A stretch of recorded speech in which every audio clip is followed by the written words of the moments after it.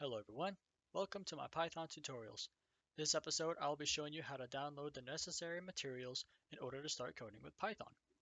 Python is a very easy language to code, so you don't have to worry about all this weird stuff like Java, JavaScript stuff, and it's very simple. It's like reading a book.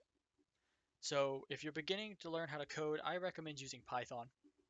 But then again, I'm just a youngster. I haven't been coding for that long. I am mainly making these videos as a mental note, but you are welcome to watch. So, without further ado, let's get started.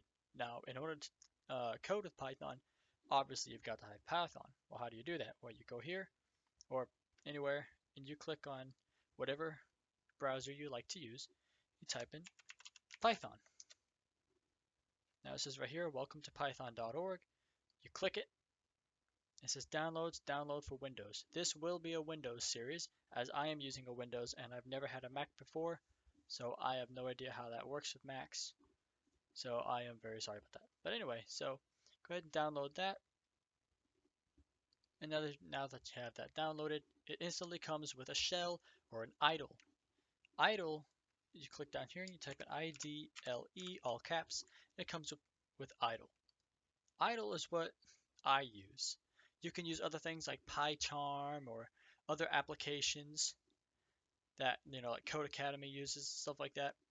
But I like to use just the normal shell.